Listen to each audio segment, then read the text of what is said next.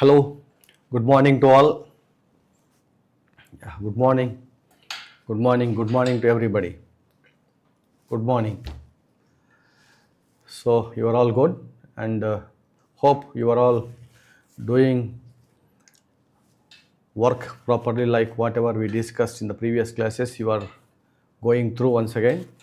So, yeah, good morning to everybody. Good morning. Good morning. Good morning. So, now let us go into the today's topic. Let us discuss our today's topic. Yeah, you can close chat box.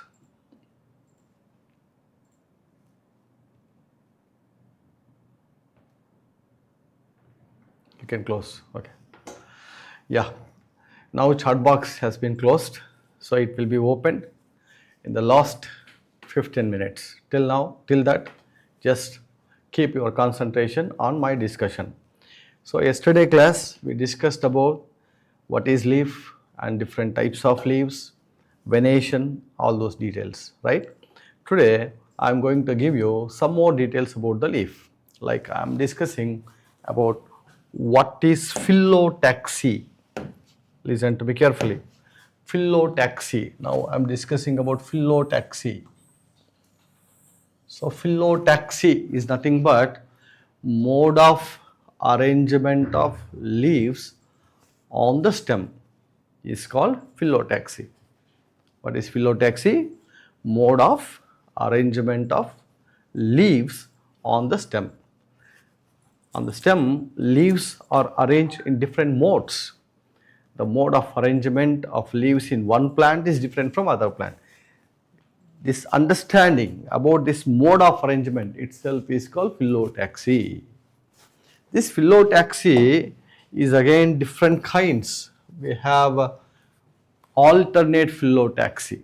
You can look here, alternate phyllotaxy. Alternate phyllotaxy means where each node bear only one leaf. Look at here, this diagram. How many leaves are present at each node? Only one leaf. One leaf at each node. This kind of phyllotaxy is called alternate phyllotaxy. We have so many examples for this alternate phyllotaxy, but here I am giving you few examples. One is China rose, mustard and sunflower. What are they? China rose, mustard and sunflower. These are the three best examples. There are so many. So you are going to know much more examples in our offline classes when we go detailed discussion about these topics. Okay. Now the second one, opposite phyllotaxy. Opposite phyllotaxy. Of course, alternate phyllotaxy is also called spiral phyllotaxy. What is the other name? Spiral phyllotaxy is the other name of alternate phyllotaxy. Now I am going with opposite phyllotaxy. So in opposite phyllotaxy, every node contains two leaves. In alternate, only one leaf. But in opposite, every node contains two leaves. Look at here. At each node, there are two leaves. This kind of phyllotaxy is called opposite phyllotaxy. Even for opposite phyllotaxy, we have different examples. Like Calotropis is one example. Guava fruit, Psidium gujava, guava. If you have guava plant in your kitchen garden, you can check. You can find opposite phyllotaxy in that plant. So these are the examples. Next, the third one, whorled phyllotaxy. This whorled phyllotaxy is also called circular phyllotaxy. Circular phyllotaxy. This is other name. That means here more than two leaves are present at each node. How many? More than two. That means minimum you can see 3 leaves at each node. Minimum 3 leaves. Maximum any number. So once again I am coming from the beginning. In alternate phyllotaxy, 1 leaf at each node. In opposite phyllotaxy, 2 leaves at each node.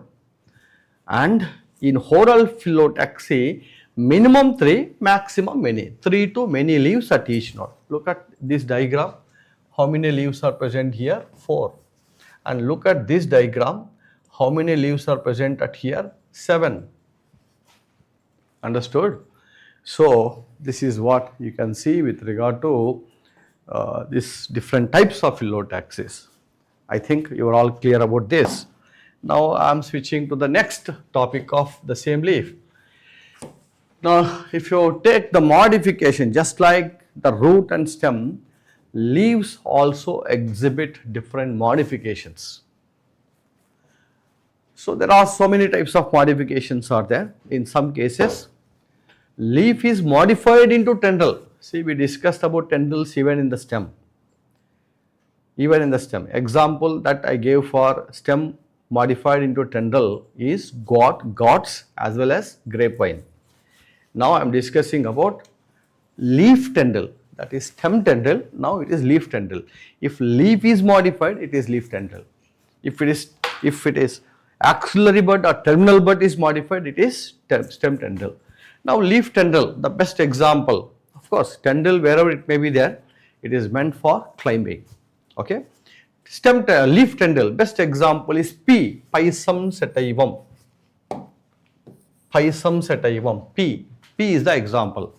Of course, let me give some more details in pea plant.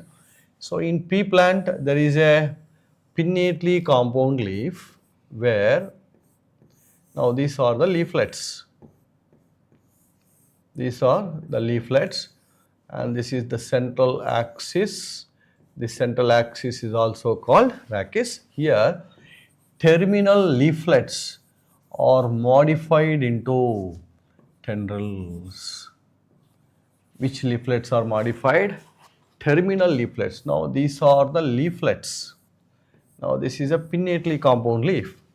Now you can say that this is rachis. Rachis. Now this is leaflet and this is tendril. So what is modified here? What is modified? Terminal leaflets of a pinnately compound leaf is modified into tendril. Now the diagram which I have given here is the diagram of Pisum, pea plant only. So it is not so clear. So I will show you in other diagram about this. You can check this. Like this diagram you can take as a basis to understand about the tendrils formation. Next, spines. There is also a difference between spine and stem. See, spine and stem both are sharp and pointed structures. Thorn is a stem modification. Spine is a leaf modification.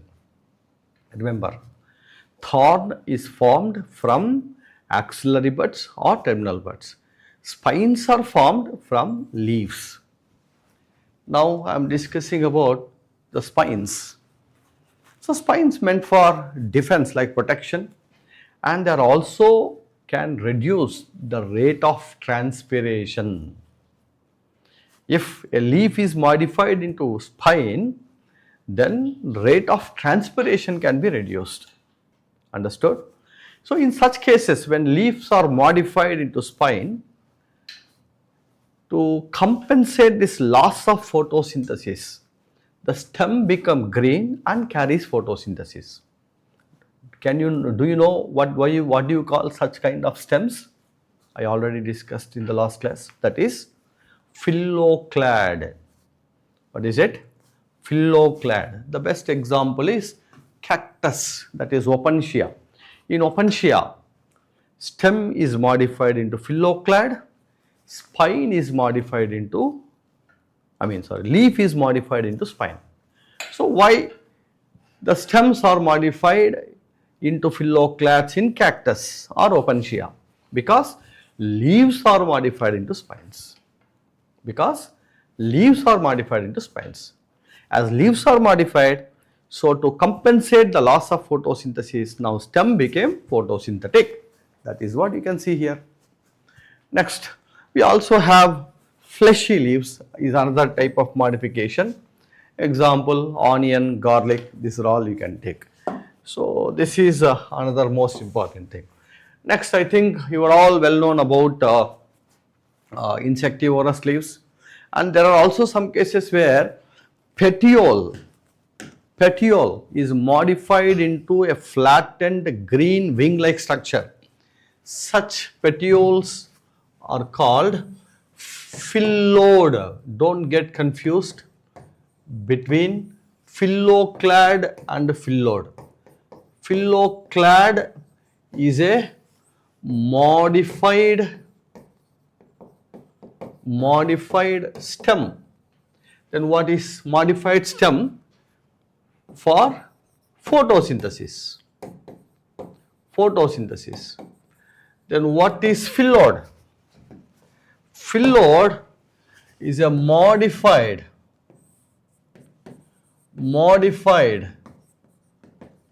petiole for photosynthesis. Remember, got it? Modified petiole for photosynthesis. Phyllo-clad is a modified stem for photosynthesis. Both are different. Phyllo-clads are seen in case of Opuntia, euphorbia. Phyllodes is seen in case of Australian acacia. Australian acacia is the example. Understood? So that is the thing.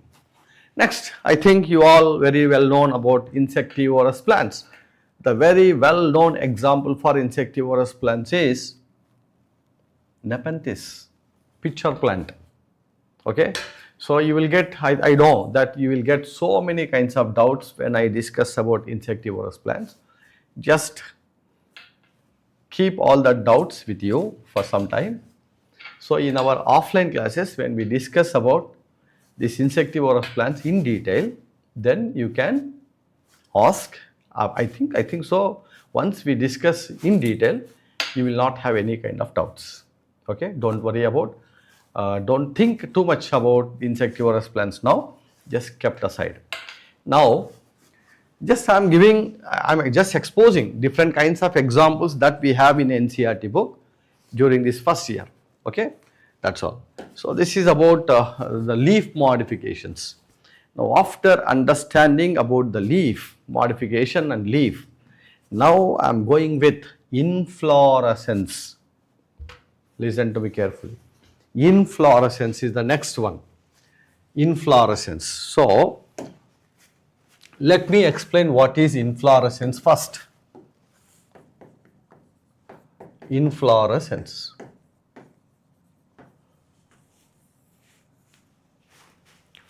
I already told that shoot apical meristem. Shoot apical meristem, which is present in axillary bud or terminal bud. Instead of saying or, let us call it as and terminal bud. So in these buds, shoot apical meristem is present. The shoot apical meristem gets changes or transforms into floral meristem. When does it changes? At the time of maturation of the plant. Once plant is get matured, means it reaches to the certain size, stage, age, etc. Then the shoot apical meristem changes into floral meristem. Now this floral meristem containing bud is called as floral bud. Now this floral bud contain floral leaves instead of normal leaves. Whereas shoot apical meristem that is present in axillary bud or terminal bud contain normal leaves. That means the young leaves present in the shoot apical bud like our axillary bud becomes a normal leaf. But the young leaves present in floral bud becomes floral leaves. Got it? Now listen to me carefully. If this floral meristem transforms into a single flower,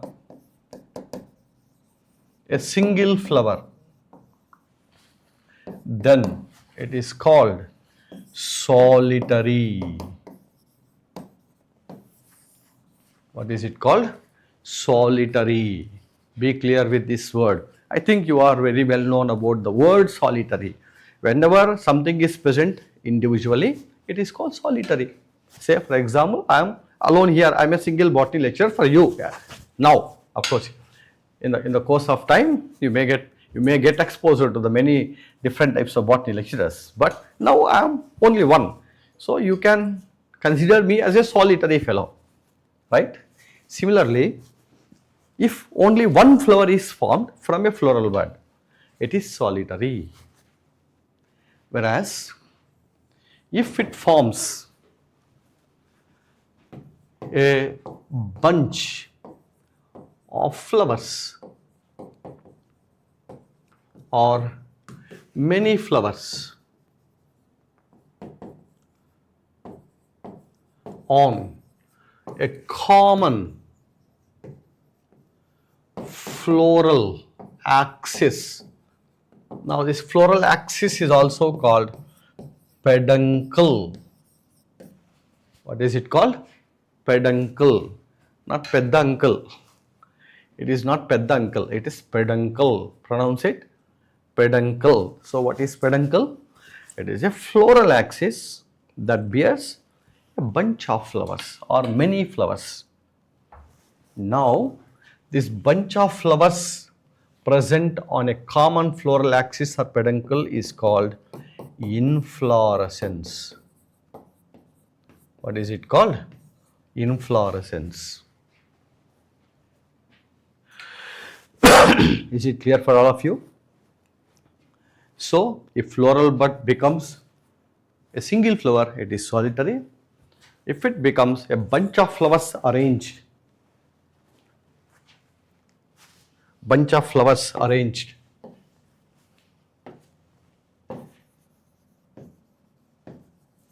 on a common axis, common floral axis, is called inflorescence. Got it? Now, so if you want to take the screenshot, you can take it. Do it fast.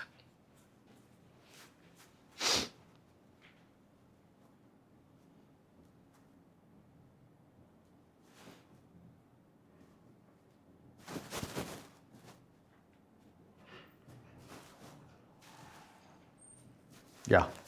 So now let us discuss some more details about this inflorescence. So if you take this inflorescence, again different types. There are two types of inflorescences are present. One is racemose inflorescence,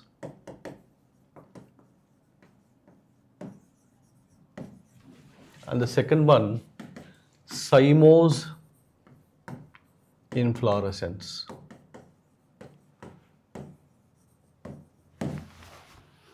Racemose inflorescence is also called indefinite type, and cymose inflorescence is also called definite type. Let me explain some more details about this racemose and cymose. Listen to me carefully. I told you that in inflorescence, a bunch of flowers present on a common axis, common floral axis. Look at here. Now this is a common floral axis. This common floral axis can be called peduncle. What is it called? Peduncle. This peduncle also bear nodes and internodes. Now these are nodes with a small leaf-like structures. Now this small leaf-like structure present on the nodes of this peduncle is called bract. What is it called? Bract. So it is a modified leaf and its axil produces a flower. It axil produces flower. Okay. Now listen to me carefully. Look at here. Now this is a flower. This is another flower. This is another flower. So flowers are originating from axil of a bract.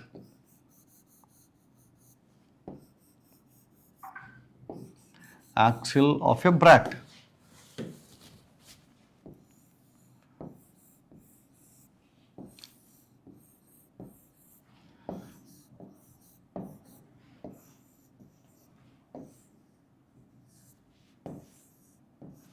Look at here. See, this is peduncle. This peduncle wearing how many flowers? Is it one? No, a bunch of flowers. Now this whole thing is called inflorescence. This whole thing is called inflorescence. I'll show you another picture to have more clarity about this. Look at here. Can you see this diagram? Now this whole thing is called inflorescence. This whole thing is called inflorescence. So in this inflorescence, can you see this central stem-like structure? This one, this is nothing but peduncle. What is it? Peduncle. And this is a flower. And here also there is a peduncle in the center. Of course, it is not possible to see that peduncle in this diagram, but here it is very clearly visible. Understood? This is peduncle and these are the flowers. The same thing I gave it here in a simple way, simple form of diagram. Now this is peduncle on which many flowers are present. Now this whole thing is called inflorescence. Then why is it called racemose? That we have to discuss. I said it is indefinite type. Look at here. This peduncle grows indefinitely. Peduncle grows indefinitely. That means this peduncle continuously grows. Why? Because apex or tip of peduncle does not terminates into a flower. Therefore, peduncle shows what kind of growth? Indefinite growth. Got it? This is one important character of racemose inflorescence. And second thing, look at here. Look at here. Listen to me carefully. Now, second important aspect is, look at here. This is older flower. Now, this is youngest flower.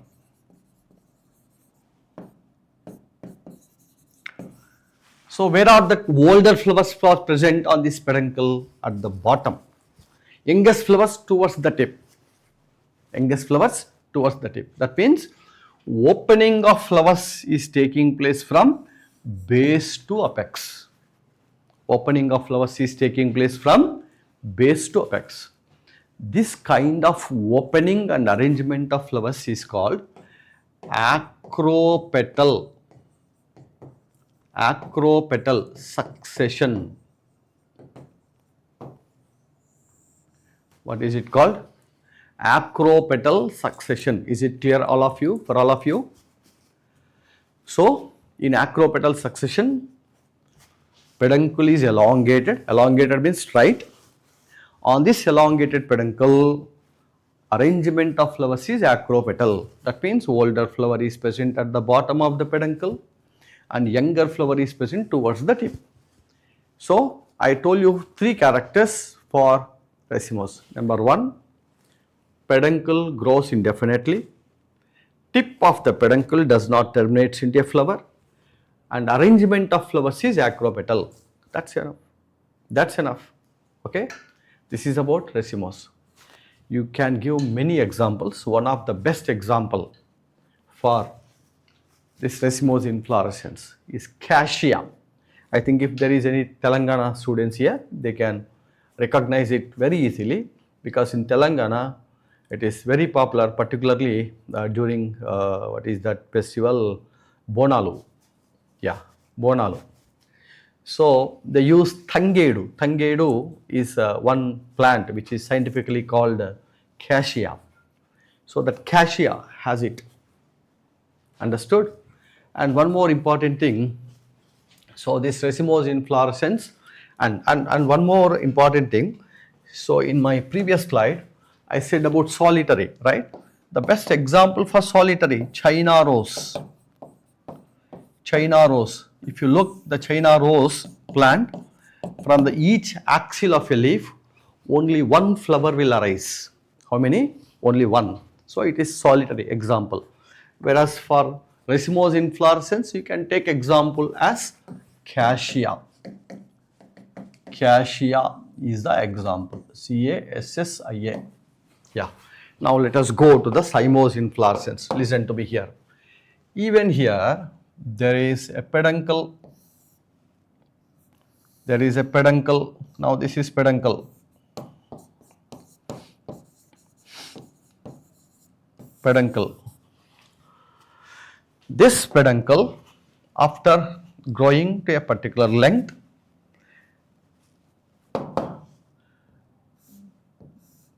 it terminates into a flower.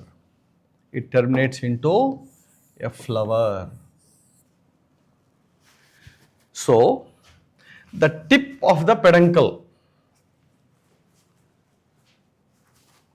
So here the apex of the peduncle. Apex means tip. Apex or tip of peduncle terminates into a flower. Understood? That means here peduncle shows what kind of growth? Definite growth. Grows definitely. So after the tip has been terminated into a flower, the axis below this flower, axis means this peduncle, below this flower, may forms one or two branches or even many branches. Now this is a branch of peduncle. Now this is a branch.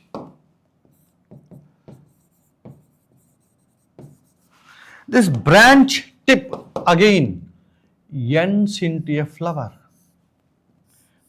The branch tip again ends into a flower. That means it also terminates with a flower. So growth and development of main peduncle is definite. Branch is also definite. Again this branch can produce some more branches. And these branches would also ends with a flower. Understood? These branches also ends with a flower.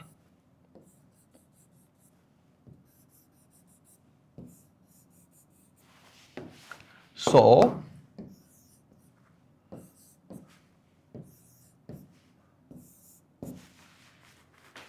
every time both main peduncle as well as branches ends into flower. So it is having definite growth. Apart from that, listen to me here. Now this is the oldest flower. Oldest flower. Right? What about this? This one is the youngest flower. What is the location of the oldest flower? At the top. Youngest flower at the bottom. So This kind of arrangement of flowers is called basipetal succession. What is it? Basipetal succession. So basipetal succession is just opposite to what? Acropetal succession. In acropetal succession, older flowers at the bottom, younger flowers towards the tip. In basipetal succession, older flowers towards at the tip and younger flowers towards the bottom. Got it? Is it clear for all of you? This is what you can see here. Now cymose, peduncle grows definitely. Why? Because the tip of the peduncle terminates into a flower, and flowers shows what kind of arrangement? Basipetal succession. Got it? That's all. Of course, there is also many other details are also there associated with this inflorescence, but just I am restricting myself only to the basic details. So we will discuss much more details, like all the details related to the inflorescence in our offline classes. So now you can take the screenshot, and in the meantime I am asking the technician to open your chat box. So if you have any doubts, now you can ask me. In the meantime you can take screenshot. Chart open చేసేయండి.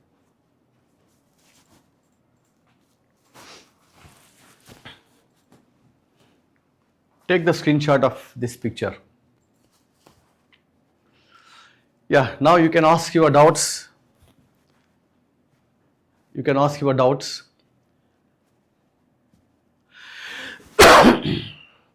Devadarshini, good morning. Nissi, good morning. Pratesh.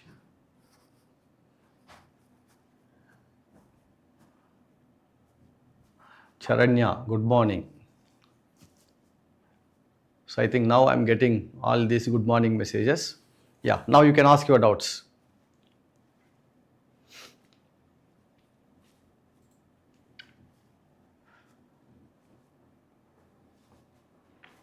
Do you have any doubts?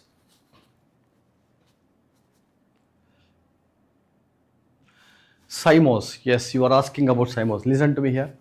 This is main peduncle, Charanya. Listen to me carefully. This is main peduncle. This main peduncle tip terminates into a flower. Okay. Now, after the peduncle tip becomes a flower, the axis below this flower, this axis, produces branches. The branch tip also terminates into a flower. Understood?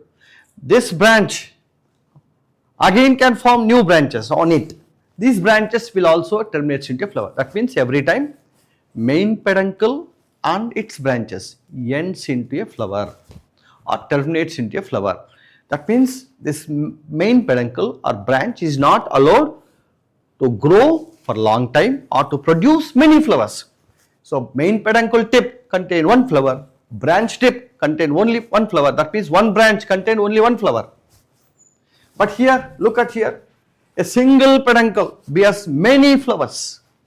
That is the difference between cymose and racemose. Is it clear for all of you? Yeah. You are also asking about example for cymose. You can take example as ipomea. I-P-O-M-O-E-A. Ipomea. Do you know ipomea potatoes? What is that? Sweet potato. Sweet potato is the example. Okay. Okay, that's all. Next.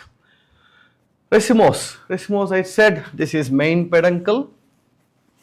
It bears many flowers and the tip does not terminate into a flower. There is no flower at the tip of the peduncle. That's why you have to be very careful while listening this inflorescence. The tip, no flower. What about here? Tip has a flower. If there is no flower, then this peduncle can grow for a long time and can produce many flowers. Hence it is racemose, whereas this is cymose. Okay, that's all. Mimosa pudica, why are you thinking about Mimosa pudica? It is touch me not plant. Thick monastic, like if you touch, the leaves gets folded. Next type of inflorescence can be identify whether it is dicot. No, it is not possible to identify whether a plant is dicot or monocot just by looking the type of inflorescence. No, both monocots and dicots have racemose and cymoses. What is meant by floral meristem? Floral meristem is the meristem that is concerned with production of a flower. Meristem which is concerned with production of a flower. Okay, Siron Raju, is it clear for all of is it clear for you that you are asking about monocot and dicot difference? No, it is not possible to distinguish monocot just by looking inflorescence type. Monocots have cymose and racemose, dicots also have it. You are going to know about the type of inflorescences in monocots and dicots when we discuss about the families in our offline classes. Okay, yeah. Next, what is the use of these flowers? Flowers are meant for sexual reproduction, man. The mango fruit you are enjoying, from where does it came? The ovary part of the flower. Okay. What is peduncle? Peduncle is the axis that bears flower. See, this is the axis bearing flower, that itself is called peduncle. Peduncle is also called floral axis. Yeah. Datura is example for solitary. Balakrishna. Datura is example for solitary. Floral axis is nothing but this is the axis or a stalk. Who is that? Your name is not clear. FF team. Listen to me. Floral axis is nothing but a stalk or axis that produces flowers. It is a stalk. Say this is a stalk on which flowers are produced. Now this stalk is called floral axis. That's all. Next is a vervain racemose inflorescence. What is that vervain, man? I am not able to understand. Yeah. Any more? Any more doubts? I think your doubts have been cleared. So,